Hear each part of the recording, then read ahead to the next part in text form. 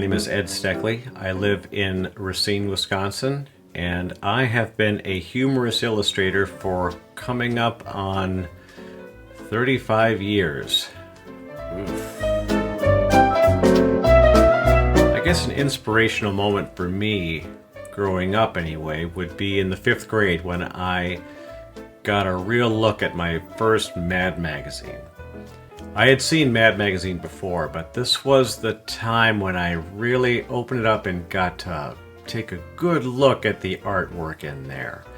I had never really done that before, and what I saw really leapt off the page for me. I was looking for the first time at caricatures and storytelling and sequential art by the masters, and it really changed my life. I had never paid attention to it much before, and from that day on, I knew that that was what I was going to do. I didn't know how I was going to do it. I didn't know if there was any future in it. I didn't care. All I know is that's what I wanted to do, and that was my focus from then on. To some extent, it still is. I did go to school for art, but I can honestly say that the majority of what I learned that applies to what I do came from outside of school. I had a series of mentors in my life, and I've learned from people whose work I admired. I learned from some masters in my world, and I asked questions. I read books. I tried to learn what they learn, and I still do that. I'm still a student. I'm still learning. Yes, that's frustrating, but I love to figure things out. I love to still kind of crack the code in what it is that I do. I love to learn about facial anatomy. I love to figure out compositions. I love to see what I can do, and when I see someone else do it better, I still marvel at other artists' work, and I just go, God, that's so awesome. I just, that's I learn the most from watching other people do it. That's where the majority of my schooling came from. Not to poo-poo any kind of school, but you learn when you're in the trenches, as it were. I learned by watching, and I learned by doing, and I also learned by listening and paying attention.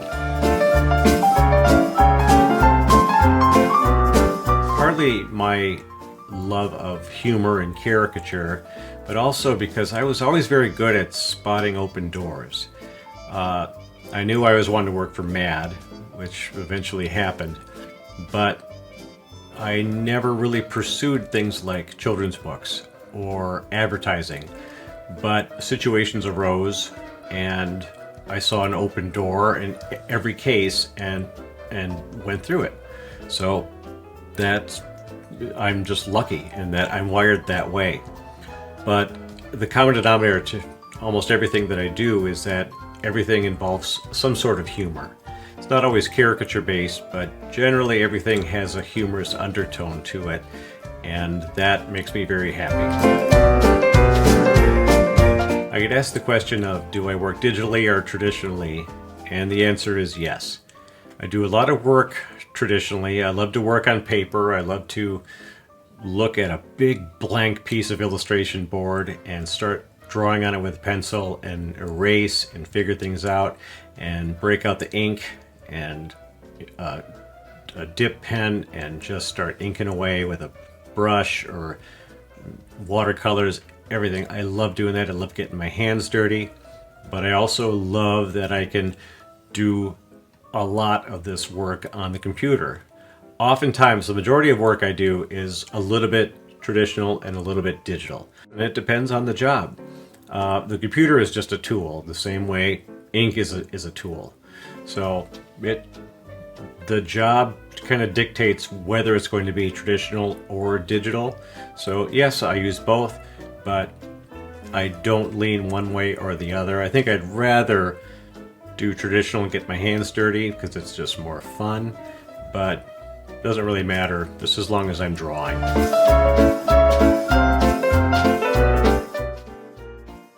When I work, I have a variety of things going on. I have music, sometimes I have podcasts, sometimes I'll have a TV. I go through phases where I'll just be weeks of the same thing. I'll have the TV on with History Channel in the background or old sitcoms, whatever. I usually like to have something going on just to break the silence in the background. If I'm writing while I'm drawing, if I'm creating something and actually having to figure out and actually write the drawing, I have to listen to music that I know. I can't listen to new music. That's that. But if I'm coloring or if I'm inking, then I can listen to whatever. It just depends on my mood. So, sometimes it's podcasts, sometimes it's music, sometimes it's TV, and oftentimes it's just if I'm in the mood. Sometimes I don't have anything on. Just however I feel that day. I am definitely a night owl at heart. I would love to start working at 7 o'clock at night and go until 7 o'clock in the morning. I'm very accustomed to long hours in solitude in the studio.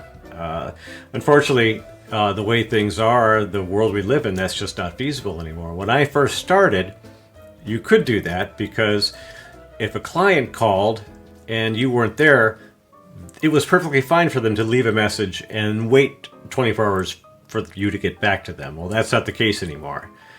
Now, everyone expects you to be available 24 hours a day, 7 days a week. So you have to be available during the day. And it's also, you're a much nicer person if you're awake during the daytime, I've learned. So I try to keep regular hours as best I can. I still have to oftentimes force myself to shut down 10 or 11 o'clock at night. But sometimes I do try to make it a point to get up extra early if I'm working on a long project, because getting up and into the studio before everyone else is up, I can get a lot of work done before the phone starts ringing, before the emails start to come in. So I like to work when other people aren't working. I like to work either early in the morning or late at night when there's no distractions. But I oftentimes, 9 times out of 10, I try to keep regular office hours just because in today's world that's just what's called for. My favorite season is the fall. I don't know why I chose to answer this question, but I just love talking about it. I don't like summer. I don't like heat. I don't like hot. I don't like dressing for summer. I don't like wearing shorts. I don't like wearing shoes that aren't boots. So as soon as the weather starts to cool off and I get to put a jacket on, I am very, very happy. And just looking out and seeing that the air looks a little cooler, even though I can't feel it through the window, just makes me happy. I think the ideal setting for me to start a creative project would be exactly right here. My little command center, where I have everything that I need to work. I have my inspiration, my books. I've got books all over the place over here. I've got all my computer stuff. I've got my drawing board. I've got my antique drawing board over here. Sketchbooks all over the place. Paints over there. Everything I need is right here. And ideally, if I'm about to start a big project, I love it when the calendar is cleared and I've got where all the obligations are done, and I know that either the rest of the day or even the rest of the week is simply clear where I can focus on one thing. That happens so infrequently. There's always something. But ideally, sometimes, it can happen. Wow, everything's taken care of.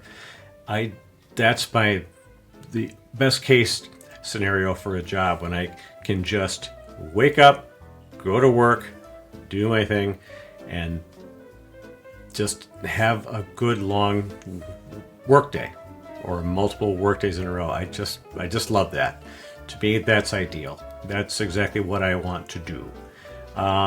Really, I'm almost at my happiest when I'm at the drawing board, because I know I'm doing what I'm supposed to be doing. It's a hard one to answer because I know everybody has different ways to get inspired, and frankly, if you asked me this a year ago, I probably would have given a different answer. I don't know. But I'm surrounded by books, I'm surrounded by artwork on the walls, I'm surrounded by all kinds of stuff. Got, all inspirational stuff all around me. I've got books by artists, I've got books on artists, I've got books by my friends, I've got the internet. I can look up whatever I want to look up. But most importantly, I've got this drawing board here where I always have a big sketch pad over here, and I can just start drawing. And if I ever have a day where I just don't feel it, I just don't feel like drawing, something's not clicking, just not in the mood, woke up on the wrong side of the bed, I can always just start. I can always just start working the bugs out, just start drawing. I'll grab a magazine, open it up, and just start drawing faces out of there. Even if I have to force it for the first minute or two, by the end of that, I'm in and I'm golden, because I just plow through the cobwebs, and that's where I find inspiration. Works every time. I've got sketchbooks filled all over the place over here. They're in stacks, and no one will ever see them because they're just for me. They're just drawings of people for magazines, animals, they're all kinds of stuff, and they're just me creating inspiration for myself to get started, or to have a break, or to deal with a creative block or whatever. And I keep them, and no one will ever see them, but I don't care, because they help me with my creative process and help me start the day, and that's how I deal with finding inspiration. I get asked a lot about schools. What do I think about that? What do I think about young people going to school? I think art school is fantastic. I do think that people should really consider where they go to school, because I work in an industry that does not require a degree. I've never been asked for a degree. I've never missed out on work because I didn't have a degree. I literally got my degree, I think it was 4 or 5 years ago, and because I dropped out of school. I left school early because I was working, and I went back 30 years later just to finish, just to say I did it. The reason that you go to school if you're an artist is to learn how to do what you do. You learn how to build a portfolio. You learn how to, you learn anatomy. You learn this, you learn that. You don't go to get your diploma. That's something to consider.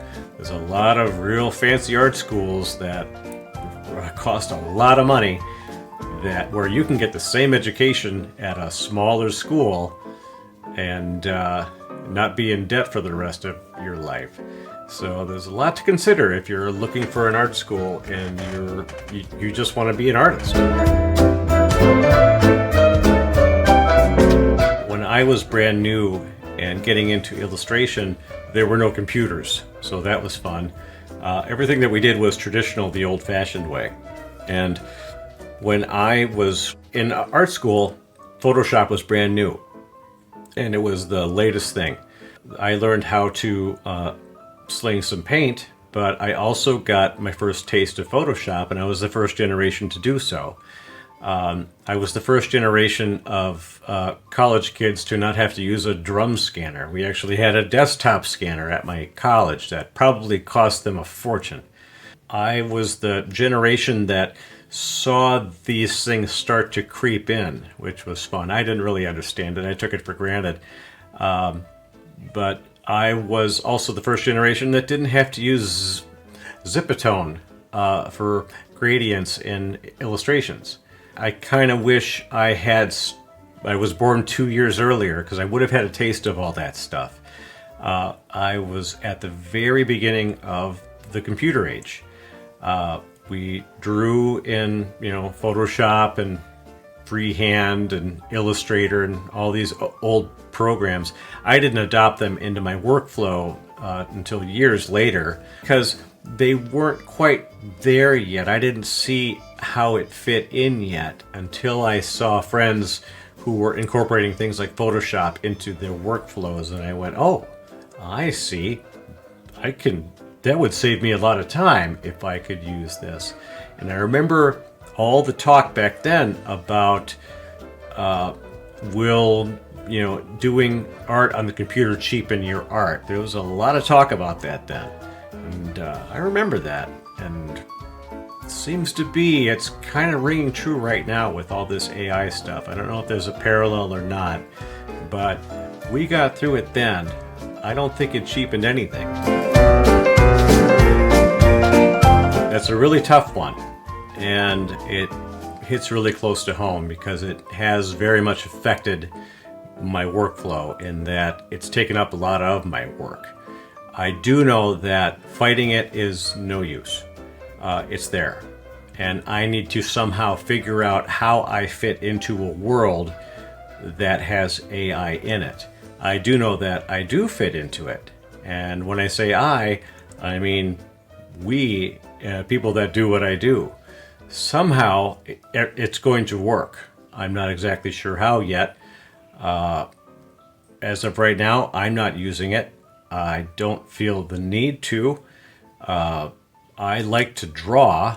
I don't want to rely on tools to help me draw, but there may be something else that I'm missing.